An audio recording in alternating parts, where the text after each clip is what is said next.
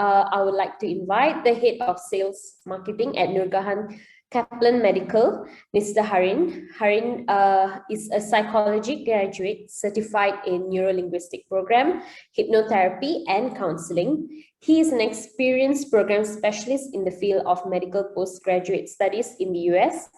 He'll be sharing how medical graduates can explore the possibilities of progressing their career outside of Malaysia. I would like to now invite Hareen to share with us on USMLE versus PLAB. All right, thank you so much. First and foremost, let me introduce myself. My name is Hareen Theivasigamany. I'm part of a company called Nugrahan. We're based here in KL. And also a very big thank you to Medic Footprints for having invited me here again to come and speak to all of you all about the possibilities of specialization outside of the country. So one thing I like to also say, right before that, I also want to say a big thank you to Dr. Jacinta and Dr. Kavita. The talks was amazing. I sat through the whole talks. It was great, very insightful and very informative as well. Now, I just want to come and open up by actually just stating that if anyone here, I mean, we have a small group here of 12 people.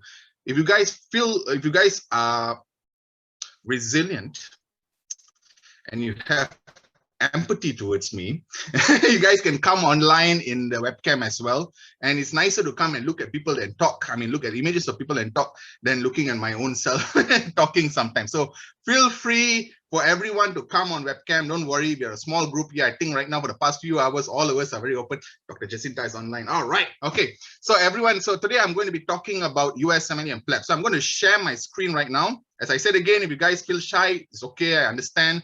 Resiliency, believe in yourself, and tell yourself the positive words to come on webcam and have empathy for me a little bit. Okay, all right. So let's get started. I'm going to share my screen right now. So, okay, so today I'm going to be talking about specialization opportunities in the US and in the UK. So first and foremost, I am a little, how do I say this? I'm a little forward. And this presentation, I'm going to be talking about specialization in US and UK. Is going to be a very, very basic information. I'm going to leave some time in the end for Q&A. The questions that you guys ask me is going to make a whole lot of difference. So usually if I were to go and talk about the PLABs or the USMLE or MRCP, or in that case, in its full extent, you all will be wasting your Saturday sitting down and listening to a bald bearded guy talk for 5-6 hours. So feel free. I'm going to go through the information right now. If you guys have any questions in the end, please do ask, no matter how forward they are or no matter how taboo they are. It's recorded also, so I'm a little bit scared that I will not go. I don't want to go to ISA. So let's go through it. Okay, so let me reintroduce myself again. My name is Hareen Theivasigamany. I am I'm a head of marketing in Nugrahan, and my company actually focuses on healthcare and health education. So we first started out in 1997, and we mainly focus on sending students to go and study healthcare. It means pharmacy, dentistry, medical, and everything overseas, specifically in Indonesia, India, and Russia. After that, around 2012, we started to see an influx of medical graduates in the country. We started to have a lot of medical graduates in the country. And the one main issue that we started having is we started having a shortage of specialists. So there's a little background on my country. I mean, my country, Pula. A little background on my company is what we do is we provide preparatory materials for specializations for UK and US. We are partnered with some of the top partners in US and UK. In UK, we are partnered with a lot of UK doctors that try to assist students to try to get into GMC. In US, we are partnered with Kaplan Medical. We are also a licensor of Kaplan Medical here in Malaysia, and we prepare students for the USMLE exams, and we push them and try to help them get into a residency in the US. Why I am, maybe you all may not have seen me before, but I'm pretty high on Instagram. I help a lot of medical students and push them to try to go into specialization. That's the main thing. And my reputation, my company has been here in the industry for about 27 years right now. And the reason why we have been very successful so far is because of our clients. We really take care of the clients from end to end.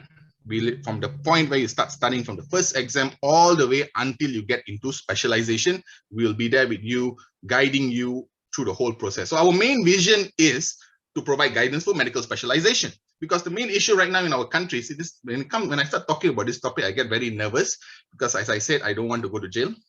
So we have a lot of medical graduates. Malaysia is one of the main countries in Asia that produces a lot of medical graduates. Of course, not compared to India and Philippines and all that, but Malaysia, we produce a lot of medical graduates. We send them to everywhere. We have JPS scholars, we have MARA scholars, we have the private students, all studied locally, and also we have some from other countries. Every year, they come back plane load fulls. Every 5 years, we see an increase of medical graduates here in Malaysia. And that's why in 2012, we decided that we started to venture to go and find an opportunity for medical graduates to go and pursue their specialization, because it's a little bit more difficult here in Malaysia. So that's one of our main vision. The next vision is to provide them with the materials and the tools to actually progress further in whatever specialization that they want to do. So there's a reason why I'm bald, by the way, because I talk to a lot of students, so I get stressed very a lot. So we go all around the country, we go all around the world. We talk to Malaysian students and international students on how to actually progress on into their specialization, and we help them throughout the way.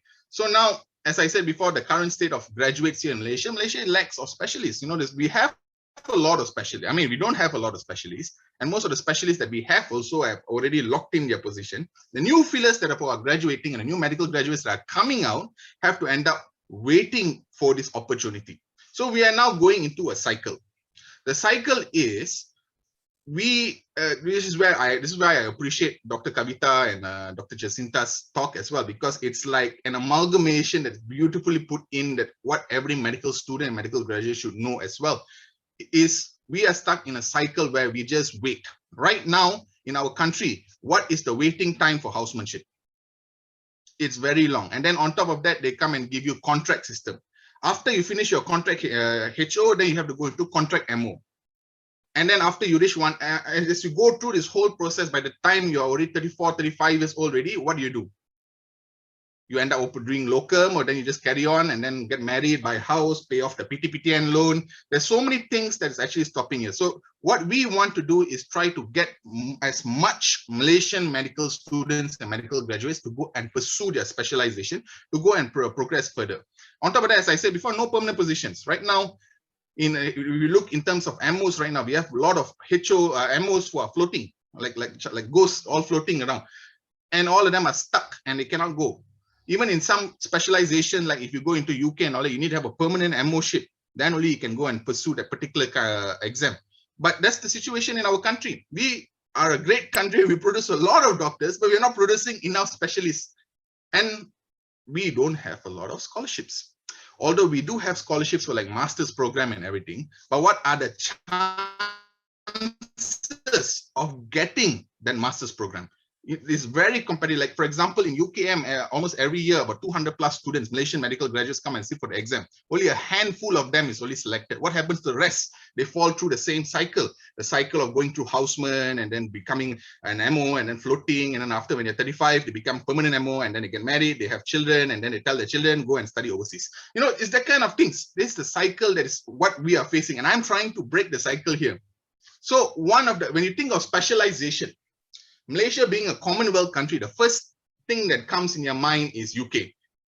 In fact, if any parents would have already told their children, hey, you want to specialize, means go and specialize in UK. Or the Indian parent will say, hey, UK, huh? You go to UK. My son is going to go UK and specialize. So that's the thing. Okay, then and I just started doing programs for specialization in UK about almost 2 years ago. And now I'm going to go through the process of what is the specialization process in the UK. So for UK, it comes down to the PLABs.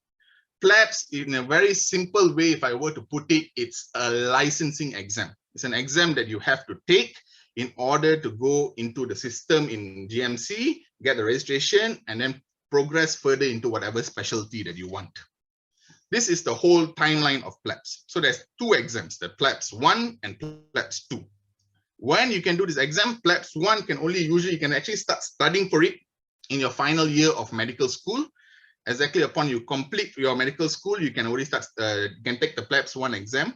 You have to do a housemanship. So being a Commonwealth country, housemanship is compulsory if you want to do in UK or Australia. You have to do a housemanship. You can either do the housemanship here in Malaysia, or if you are a university that is accredited in the UK, you can go and do your housemanship or your internship over there. Upon completing the internship, then you do the PLABs 2 exam. PLABs 2 exam is done in UK. It's an OSCE exam. Once you have completed that, you can now register for GMC as a GP. Once you have done that, then you can progress on and do the specialization exam. Once you do the specialization exam, then you are a specialist. This is the most simplest way I can explain. That's why I'm hoping for the Q&A session later also. So this is the process of PLABs. So one of the main FAQs that we get about PLABs is that when can students start prepping for PLABs? As I said, you can start studying for it at the end of your medical school, and then you can already proceed to take the exam. How much is the fees? Hang on. How much is the fees for the job placement and the PLABs exam and everything? I'll show you in my next slide. Where are the exams conducted? So PLABs exams, for the PLABs 1, usually Malaysian students go and take the exam in UAE or India, but I don't think anyone will be going India anytime soon because of the cases, but usually students go and take the exam in UAE. Now, this is the main thing I want to talk about right now. This is a pet peeve of mine. MRCP versus PLABs. What is the difference? So a lot of students sometimes come and say, I want to take MRCP, I don't want to do PLABs, I want to do MRCP. You have to understand MRCP, in my opinion, I feel like it's purely just a membership. Once you get MRCP already, then you have to do another specialist exam, and then only you're a specialist. Having the term MRCP, that means I see a lot of people nowadays get married also, they put at the back of their wedding card MRCP bracket. It's not a specialty, it's literally a membership. PLABs is a licensing exam to help you get into the country system, and then you can progress on to the specialist exam. So now when a student come and ask me, when they just freshly graduated from medical school and they say, I want to do MRCP, I say, no, you can't do MRCP, because to do MRCP, you would have needed to have completed your housemanship first. And then you have to be in MO. Once you are MO, you need to have a permanent position as an MO. That means not the floating ghost MO. No, you have to be a permanent position in MO. Then only you go and pursue to MRCP. MRCP has 3 exams, part 1, part 2, and PACES. Although the exam centers are available here in Malaysia also, it takes a longer time. So when students come and ask me, want to do MRCP, the first question I ask is, which state are you in right now? Have you already completed your houseman? Are you in a MO? If you are an MO and you already have a permanent position in MO, MRCP is also an option that you can look at. But for fresh graduates from medical school, or not necessarily fresh graduates from medical school, it can even be for MOs also, PLABs is the most fastest way. The passing rate compared with PLABs and MRCP, PLABs is much more higher. It's 2 exams only. After you complete the 2 exams, you can straight away apply for the housemanship there. If you have not done your housemanship, you can also opt to actually do your housemanship in the UK. We actually arrange, our hospitals are in Manchester, so we actually help students to get them the reference letter needed to actually do the housemanship in Manchester. So it's a little bit more faster. Now, what are the chances of students attaining a job in UK? Now, this is one of the main difference between UK and US, which I'll be explaining as I go on. The chances is purely networking, number 1. Number 2, it comes back down to visa. One thing for any student deciding whether they want to specialize, do their specialization overseas, whether it's in US, UK, or Australia, one main thing to remember is, can you get a visa to work in that country? So in terms of UK and all that, definitely, yes, you can get, but the waiting period is a little bit more longer because the working visa is usually not sponsored by the hospital. So they have to go and find their own working visa. They stay there a little bit longer to try to get a visa to continue their program. So like, for example, I have some students who have gone to the UK before and they have done their housemanship there. They've got the letters of reference all from the UK doctors, but then they are stuck. They finish their internship, the 2 years internship already there. And then the hospital say, okay, thank you. It was great having you. Okay, bye-bye. If you want to continue, you bring the visa. Then I induct you. That's what happens. So that is the UK system. But I'm not saying it's impossible. It is definitely possible, but it's going to take a little longer time for you to actually get a job in the UK. And also you're considering in terms of timeline, this is only done upon graduating from medical school. So these are some of the PLABs program that I do offer. I offer the PLABs 1, which is an online class program for 4 weeks on weekends only. You are given all the materials and all the study materials you can go through, watch the online lectures and everything. Once you have done the PLABs exam part 1, then you can go to part 2. Our part 2 program is a little bit more expensive because it's conducted online and also inside in UK. And the price also includes accommodation in Manchester. So learn online, fly down to UK, go and do the training and everything. Then once you are done, you are given letters of reference from UK doctors. and then you can start the process of application for GMC and housemanship or whatsoever. Now, specialization in the US. I'm so happy Donald Trump is not here anymore, because that has been a very main concern among a lot of Asian students. But now he's a new guy and we have an Indian lady there also. So it's great. So it's a little bit more easier right now. So I started in 2012 pushing students for the USMLE exams, because number one is one of the exams that you can do while in medical school. And then it cuts your time to become a specialist in 5 to 6 years. So normally when I go and talk to students about USMLE exams, I tell them, literally, you can be a specialist by the age of 30. From the point where you start studying in medical school, when you graduate, you will be an American board certified specialist by the age of 30. So what is the USMLE? USMLE stands for the United States Medical Licensing Examination. It's an exam which is like similar to PLABs. It's actually in terms of how it works. It's like PLABs. It's to get you a license to work in that country. It's a flexible 3-step exam, and it's an exam that you can start while in medical school because of the high acceptance rate in the US. So US is a little bit more different. See, like UK, the issue that they are having right now is, okay, besides Brexit, they don't need more doctors. They are not looking for more doctors. They have positions available for doctors, but they are not in rush to actually have more doctors. In US, they are having a shortage of doctors. This has been happening for the past 30 years already, and it's going to continue to increase every single year. Excuse me. It's increasing more and more. So because they need more doctors, they started to open up their doors to all international medical graduates, which means when a student, doesn't matter which country you come from, you are going to be put into the same pool of application as the Americans. There is no special preference for an American citizen over an international applicant. So that's how it works. And they apply for something called a residency. Residency, being a Commonwealth country, we think residency is usually getting a house in the US. No, it's not that. Residency, if I were to put it very simply, I would call it housemanship on steroids. So it's like you're not doing rotation in different departments. You are choosing, upon completing these exams, what specialty you want to be. Whether you want to be a surgeon or a cardiologist or a pediatrician, you are choosing that particular specialty and applying for that particular residency in whatever state, in whatever hospital in the US. And for the next 3 to 4 years, you're only training in that department to become a specialist. At the end, you take the American board's exam, and now you're an American board certified specialist for whatever specialty you take. This is the timeline. So USMLE, I push all my students, even if they are in their first year of medical school, to start studying the USMLE exams. So the step 1 exam is the basic science exam, which covers the first 2.5 years, sometimes 2 years, of whatever they learn in medical school. So we are talking about topics like anatomy, biochemistry, pathology, pharmacology, physiology, microbiology, and behavioral sciences. These 7 topics are covered in the preclinicals of medical school. So students use our resources to study, to supplement whatever they're learning in the MBBS or MD program. And then when they come around their second year, end of second year or early third year, they take the exam. Then when they go to the 4th year is the step 2 clinical knowledge. The step 2 clinical knowledge covers all the clinical content that they learn, like OBG, PEDS, surgery, internal medicine. These subjects are literally in the step 2 exam. Then they're studying it, same process as they were studying in the first step 1. They use it to supplement whatever they're learning in medical school. And once they're ready, they take the exam. Well, now they've already completed step 1, step 2, they graduated medical school. They take the OET exam. OET exam is literally like an IELTS exam, which is easier than the IELTS exam.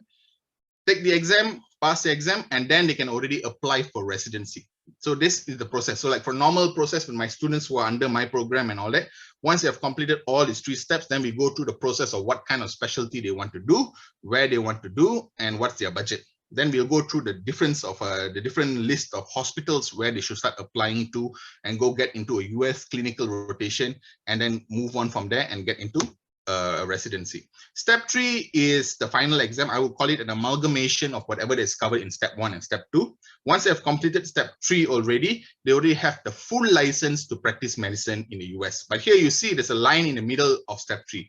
So technically, a student's already eligible to apply for a residency upon completing the first 3 exams. Another point to note is that the first 3 exams all can be done in Malaysia. And when is the exam? The exam is almost every day. Literally, they just have to book the exam about 2 months in advance and go and take the exam. Like the PLAB's exam is only about 4 times a year. So, and they have to go out of the country to do the exam. For USMLE, the exam center is in Damansara if you're in KL. Book the exam and then go and take the exam. And usually when students want to book the exam, they have to go through me first, because I will give them additional tests and resources to check what is their status and whether they are ready to take the exam or not. And then only they progress further and take the exam. So when they completed all of this, then they start their residency.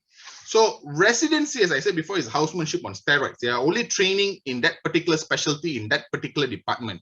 And they're getting paid a salary as well, about $4,000 to $7,000 US a month. Upon completing at the end of the residency, they are doing the American boards exam and they're a specialist. So when can students start prepping for the USMLE? If you are in medical school, I strongly urge you to start looking at the possibility of actually start studying for at least the USMLE step 1 first.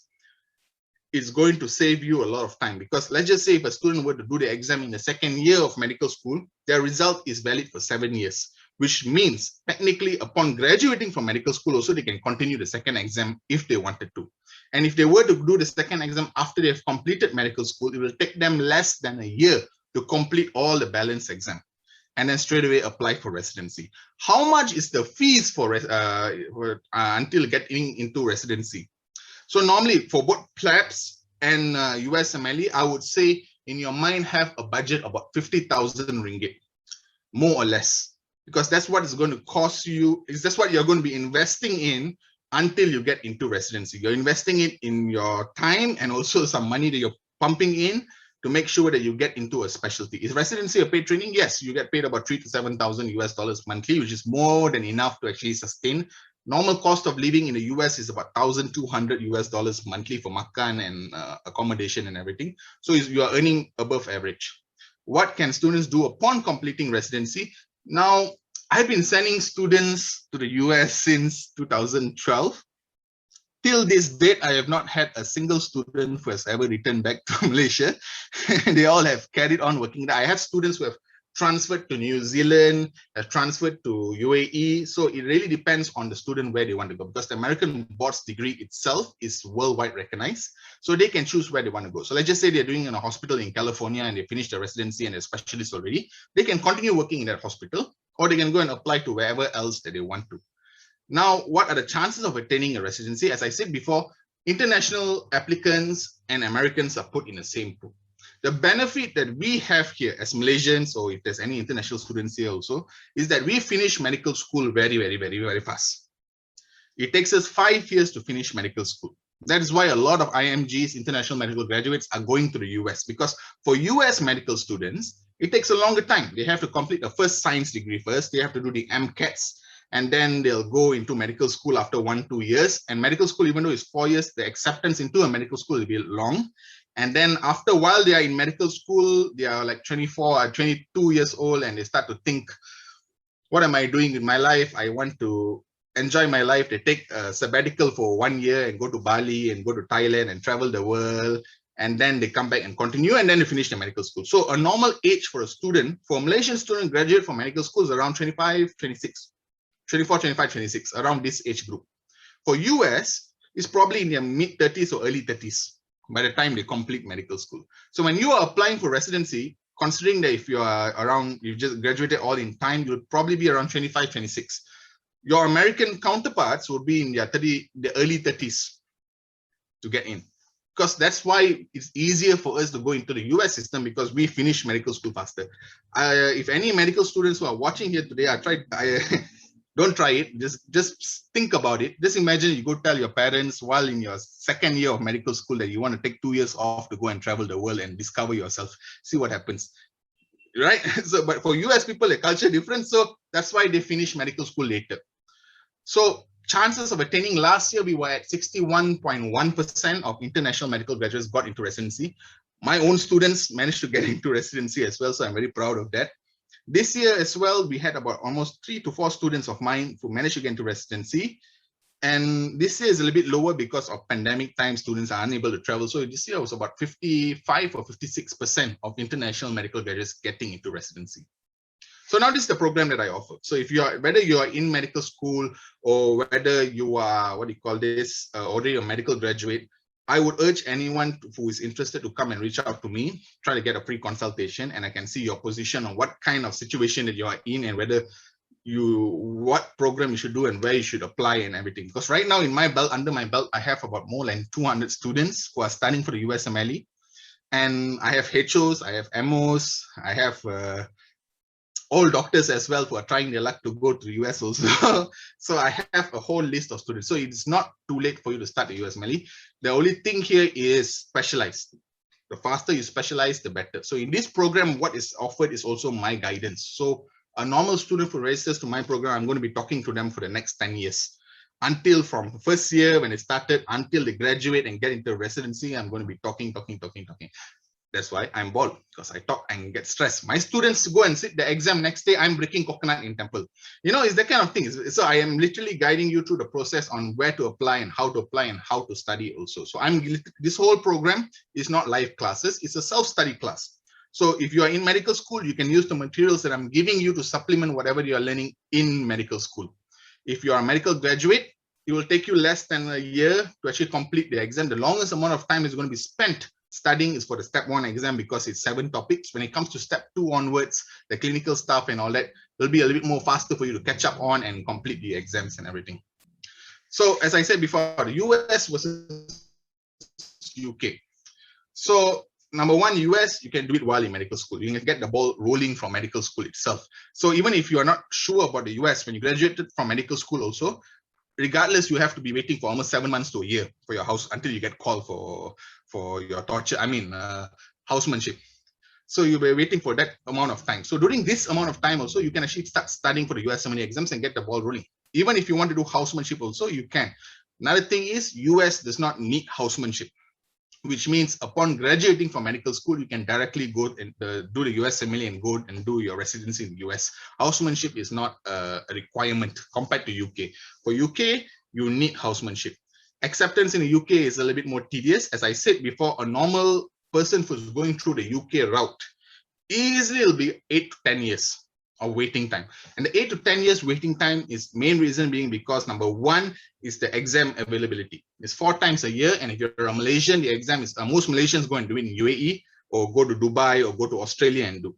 Even right now, also for students studying for PLABs this year, the exam is the first exam is supposed to be on January next year. The closing time of booking the exam date closed up, all the slots were booked ready. So because it's 4 times a year, and if you don't book your year to study for it and then to book the exam, it takes a little longer time to actually get into the process of UK. And then comes back to salary. So as I said, in residency, they are paid a salary. In UK also, if you are in GMC already, you're paid a salary of 121,000. US, they earn a little bit more higher. Once you get into a specialty, once you're a physician, a full-fledged specialist in the US, an average salary is about 300,000 to 800,000 US dollars a year, depending on what specialty you do. Then average time, US is faster. You can literally become a specialist by the age of 30 if you follow everything correctly. UK will be a little bit more longer because you have to complete housemanship and hope for the visa and so on. So it'll be a little bit more longer. So that's the difference between US and UK. I have both students. I have students who come to me for US because they want to go faster. I have students who want to come to me for UK also because they love UK. So it really depends on the student. And what I do here and what my company do here is try to speak to the student. And we go through main things, which is number one is your budget. Number two is the prospects. And number three is the timeline on how long it's going to take you to get into that particular specialization. So as I said, I'm a licensor of Kaplan here in Malaysia. So all my prices are 50% off. In fact, if you go to Medic Footprint's website, we are partnered with them also. They are offering an additional discount on what that we have also for the step 1 program and all that. But one thing is, I know it's a lot of money. That's why I urge students to come and reach out to me for a consultation first. Come and see what you're going to be investing in, and then we progress forward on whether you should do it or not. So for anyone here who's attending, for your medical students or medical graduates who are planning to do your USMLE stuff, who's planning to do USMLE, we are giving out a free ebook worth $50 US. It's literally free. If you want information, just text me MFP, and then to that phone number and WhatsApp me, and I'll get you guys registered, and then you guys can log in. If you're in medical school, this book basically covers whatever that you learn in preclinical years. It's all short notes, which helps out with your note taking and also your memorization on how to progress forward. Now, questions. Please ask me questions, because I just went through very briefly on both exams. If you have any questions, do let me know. This is the time, and come and ask me, and I'll be happy to answer them. Also, do follow me on Instagram. That's my Instagram ID. I post all my content and my webinars and seminars over there. If you ever have any questions, please don't be shy. You can every time WhatsApp me, and I'll reach out to you when I'm available. All right. Any questions? Any 12 people got any questions? 12 questions. Yeah, Hareen. So if we want to make an appointment with you, we can just WhatsApp you that number, right? Or DM you? Correct. Correct, yeah. Yeah, okay. Maybe you can put up the last slide a bit longer so we can type out your contact number in case anyone missed the slide of your contact details. Sure. Me through the Medic Footprints website. We have a contact meet the trainer button there where it comes directly to my Instagram page, and then you guys can DM me if you like also. Also, please don't feel afraid for everyone who's watching. If you guys want to ask me a direct question also, please feel free. It'll be my pleasure.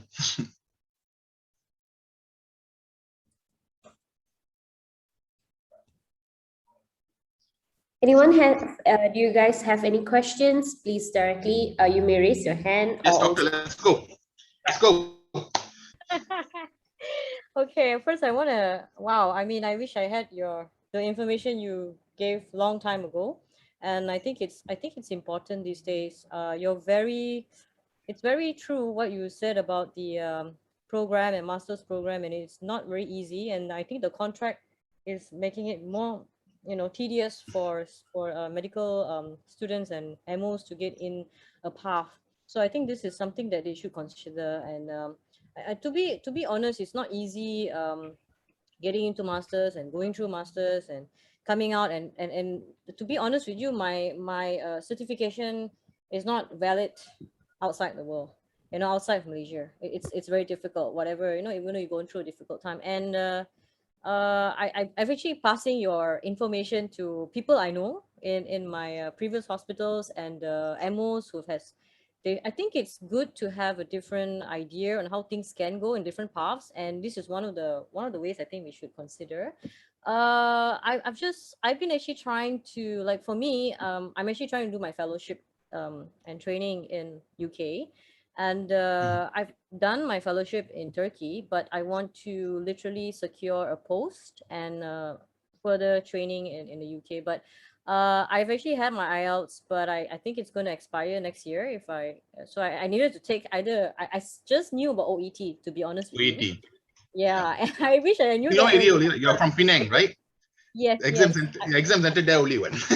I know. I went to see them, but they couldn't offer any information for me because I'm interested to get the GMC. So application wise, I think I have what it takes to be there, but I think they're more focused on whether I have a GMC, recognition, and I don't know how to go ahead with it because I don't know, taking PLAB at this time. I wouldn't do PLABs now, doctor, because technically, I mean, you did your master's in neurosurgery, right? Yes. In UKM or? No, it's we only have one program actually. It's in USM. So in the country, yeah, it's only one, so it's quite competitive. UKM is supposed to open together with them maybe in years to come. Not really conclusive yet.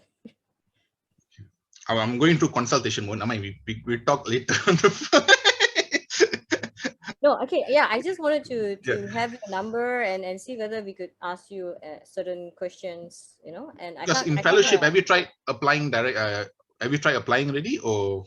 Yeah, I've done all the applications, and I have some questions from my MO, and they are actually quite interested. They're actually in Terengganu, So they're wondering, you know, it's not easy for them to come over and meet you as well, and they've not heard about this. So they want to know more, you know, information on how do they get about, because a few of them are in contract, and some of them are actually been in the service for at least about 4 years. So they want to know what to stage, and how do you, so how do we, like, do we just get through emails with you, or WhatsApp me.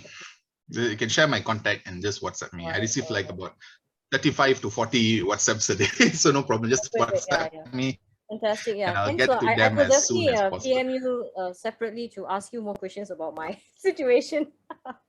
Sure. Thank you. I think I have a solution also, because I was going to go and talk about it. I was like, hey, wait, this is private and I just want to confidential. know whether Okay, you talk do later. know anything about it. Then I can actually ask you later. Thank you so much, Hareen. Very All right, insightful. my pleasure. Thank you. Okay, what are the prospects of obtaining a job in the UK after obtaining PLABs 1 and PLABs 2? That purely depends on the visa. So like the difference, as I said before, like for US, when you apply for a residency and you get accepted for a residency, whether it's a surgical residency or whatever, the hospital sponsors your visa. So you're given a H1, B1 visa or a J1 visa. So they straight away, I want to hire you, come in, and I'll give you a visa, working visa. You got wife? Okay, bring your wife also. We'll work out a visa for that also. So that is US. For UK, why it takes a longer time? Because a lot of students struggle, a lot of applicants, struggle because of trying to get the visa. And they fall through a trap. This is my personal opinion, by the way. I think it's a trap. So this is the same as Australia as well. So students who go and do the AMC exams or the PLABs 1 and PLABs 2, they have done the internship, whether it's in UK or whatever, got the letters or references. Now the application starts. The hospital in the UK will say, we want to hire you. You are the best candidate. Come back with a visa. That's what happens. So now you have two choices. Choice number one, you go marry a UK citizen. Straight away, you can start the visa process and then you can go and work there, no problem. Choice number two, this is where students fall into the trap. The trap is, what happens, the student goes and say, okay, I need to get points for my visa. To get the points for my visa, I'll stay longer, I need to stay longer in UK. So they end up doing something like masters in public health or something like that. And they spend more money and go and stay there, and it goes 3-4 years, invest, and they're waiting. And also another thing that you have to remember, there's always someone who is already in the UK that is waiting for the position. There's always a Patel or someone there who is waiting for a long time there. They have already set their life, I'm going to work in UK. So they are already there for like 4 or 5 years. So there's a waiting list. So it'll be a little bit more longer time. But then again, if you do have contacts, I'm all about networking. If you can network with the doctor, try to go out. One thing, if anyone is medical students here also, go and speak to your professors, go and help them with research and all that, and try to build your network more and more. That networking is more stronger than any exam results forever. If you get referred to by someone, you can definitely get into possibly get a visa and work there also. A specialization in US recognized in UK, case by case basis. So normally when you finish your American board's degree already, let's just say you did a surgical rotation and then you've completed in your American board certified surgeon, you can actually apply to UK hospitals. And it's a case by case basis. It purely depends on whether the hospital wants you to come and work there or not. But normally students don't end up leaving US because you are earning hundreds and hundreds of thousands US dollars in a year. So they rarely don't leave unless they really need to go, which is usually about family decisions and all that. But definitely is a thing that they can try to apply. But as I said before, US does not need any more doctors. UK does not need any more doctors. They are very comfortable also. They say they need more doctors just because they want their own people to become doctors. For international fillers who are going in, will be a little bit more longer time. May I know about the OSCE in USMLE and also the passing rate? What happened to those who do not get into residency? How long do they have to wait? So initially, before pandemic times, there was the step 2 clinical skills exam, which is basically an OSCE exam. But because of the pandemic, the OSCE exam has been shut down and replaced with the occupational English test, which is like the IELTS exam, which is good news, which means that students do not have to go and travel to the US to do that particular exam. They can do everything in Malaysia itself. Passing rate, it's totally subjective. If you look in terms of worldwide of international medical graduates doing the exam, the passing rate has been significantly high because the acceptance for IMGs into the residency is also significantly high. My students personally, touch wood, I get nervous when I say it, 99.9% of my students get into residency every single year. I don't want to say 100 because that'll be too cocky. But yeah, so through me and my guidance, all my students get into residency. But I also, if you go look in forums and stuff, the students think, that's where I come in. So sometimes students come and ask me, why is your program so expensive, Mr. Hareen? I said, no, you're not paying for the preparatory materials alone. You're paying for the last 8 years of my experience on trying to get students into a residency. That's what you're paying for. And I'm not charging you anything extra to how to apply and where to apply to for residency. So literally, if you are in my program and you're joining my program, I'll be guiding you literally every step of the way. So next question, after specialization in US, we can come back to that and be registered in NSR. I like you, anonymous attendee. Yes, you are right. So the question here is, if a student does not do their housemanship and go to the US, complete the US residency, all of a sudden they have to come back home to Malaysia and they want to work in Malaysia for some reason and all that. You can. Your degree, American Board's degree is recognized in Malaysia. You can come back and get your degree gazetted in NSR. So there's two situations here. Situation number one is ngam, you finish your residency, straight away got your board's degree, you take the next flight and come back to Malaysia. Most probably what they'll ask you to do is about 3 months to 6 months mini housemanship under the head of department. So let's just say you did in cardiology, you have to be under the head of a department in cardiology, one of the government hospital for like 3 to 6 months. Normally, it does not even last 3 to 6 months. It'll last you about 1 month. Option number two is what I tell students is, if you really want to come back to Malaysia also, stay there for at least 1 year first as a physician. Get the experience. It's similar to like pilots getting flying hours. So when you're there for 1 year, train, and it's also ROI at the same time. Get back your money that you have invested in your medical degree, in your USMLE preparatory materials and everything. Get back the money because you are earning about 5 figures a month. And then you come back. So when you come back, you're coming back as an experienced specialist, not like a fresh grad specialist. In that situation, the process of getting into the mini houseman won't even last a month or so. You can straight away get into a gazetted in NSR, and then you can move forward. Now, I would also, if you go into the MMC website, which has not been updated since 2013. So if you go there and go and check the MMC website, they'll show you the list of specialties that is recognized in Malaysia. Always look at the point that says equivalent. So like I have one student who was trying to check it on it. They were looking for derm. They went check for derm and it shows only the UK derm is recognized, but the US one is not there. So it says equivalent. So if it's equivalent, get it gazetted and then you can come in. For US pathway, can I get a visa for my husband while going for residency in US? Yeah, definitely. It purely depends on the hospital.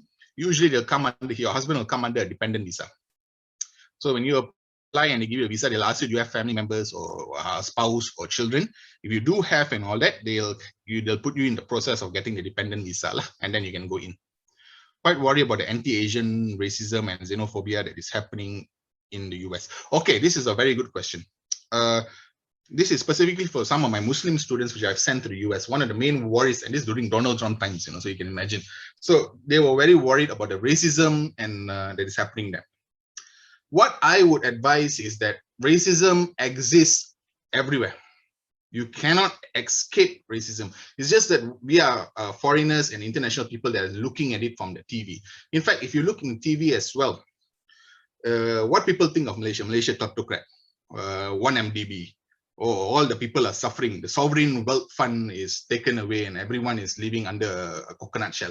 That kind of things is what is portrayed on the TV. Believe it or not, the most students that I've sent, both Malay students, Indian students, and Chinese students, I always send them to Texas, Houston, Texas, because the cost of living is very low and it's a very IMG friendly state. And Texas is a red state, which is also very known for their the stereotype of rednecks and racism is very high and all that. But all my students have not had a single issue while they were there. They say is whatever is portrayed on the media is the same. But then again, it also comes to individual thinking also. So let's just say if you're walking around and you see, okay, a good example, like you want to go walk around a shady alley at night time. Of course, you will get robbed, right? It's like that. So you just avoid that. But overall, my students have not, touch wood, have not had any issues of racism while they were in the US because it's very multicultural also there. Quite worried. Okay, how much does having published research papers help in the prospects of matching?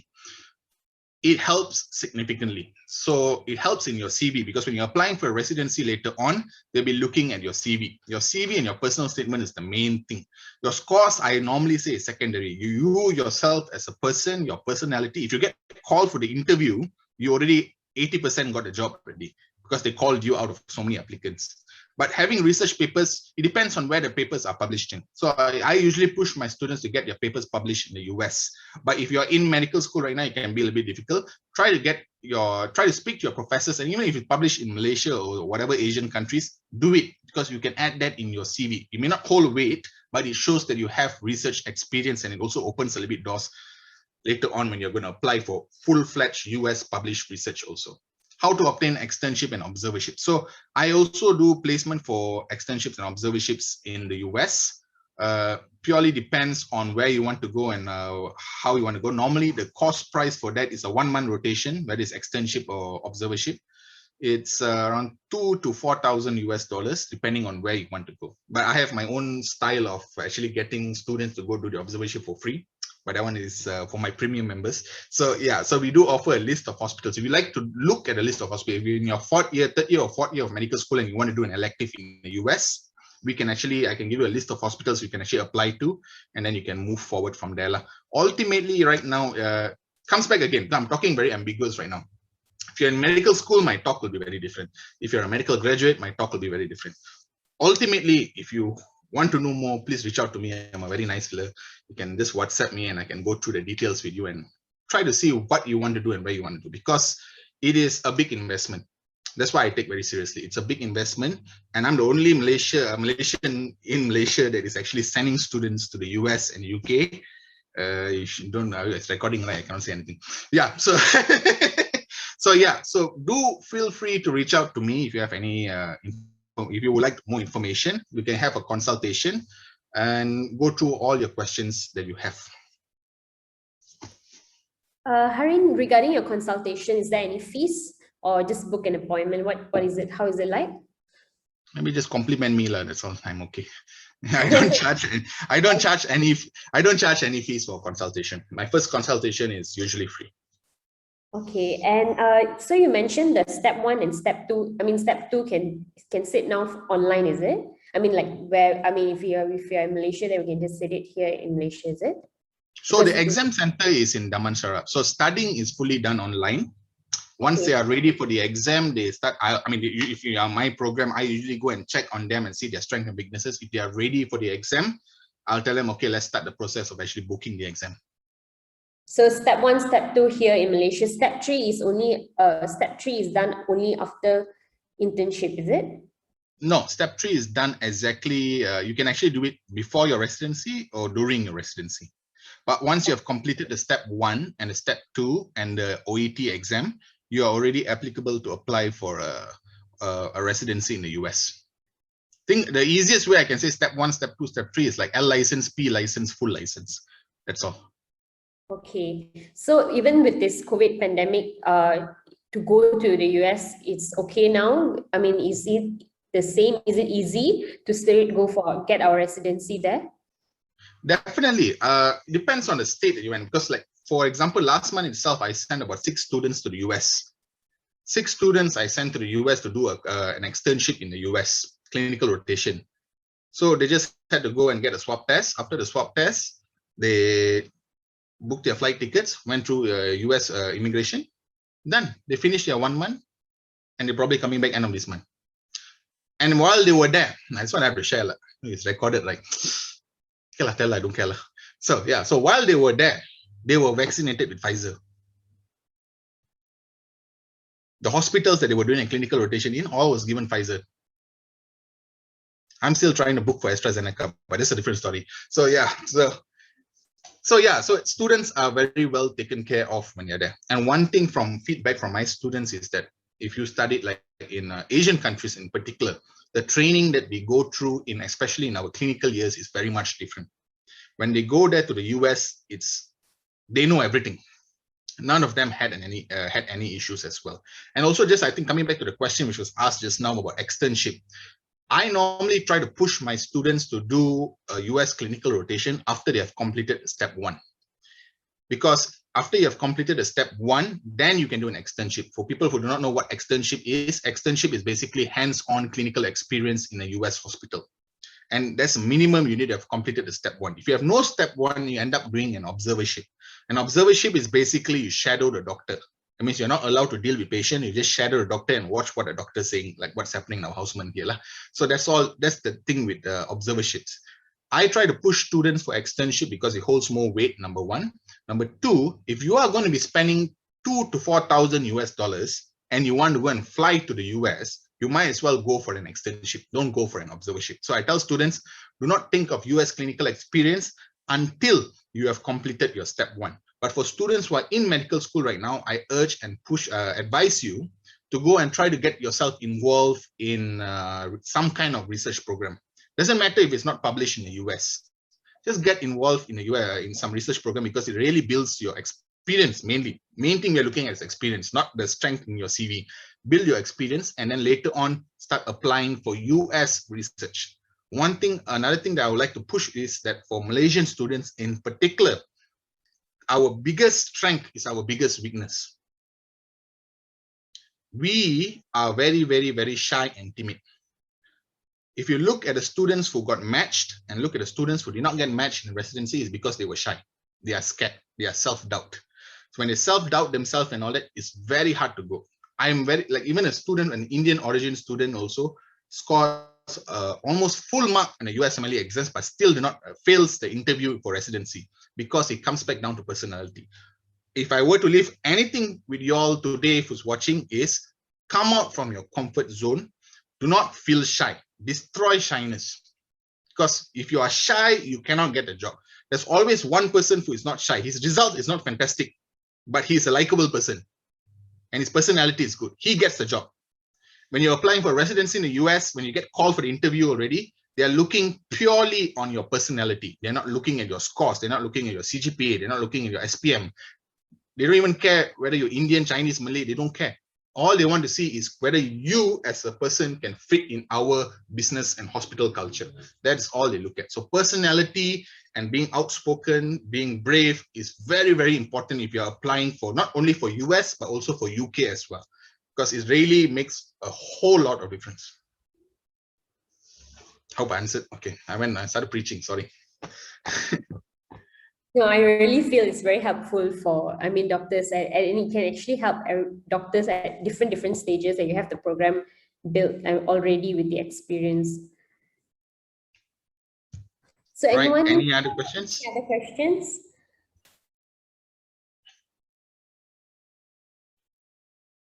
What are the chances? I like the housemanship question just now. That's my favorite question. All right, guys, if you have any other questions, please do reach out and please follow me on my Instagram. I post all my content over there. And the way I'm speaking right now is the same way that I would speak on the phone when you call me also. So do not feel shy, reach out to me. And if you like to know more information, we can actually have a consultation. And big thanks to Medic Footprints for actually inviting me here again today to speak to all of y'all. Actually, guys, can you all make sure you follow and subscribe to our mailing list? You can go to our website at www.medicfootprints.org/Malaysia and make sure you join the community. Actually, on the page as well, there are also details on the USMLE and the pricing and all that. If you come through our Medic Footprints, there will be a preferential rates. Mr. Hareen can offer some preferential rates if you come through Medic Footprints. So make sure you guys sign up and yeah, check out our website.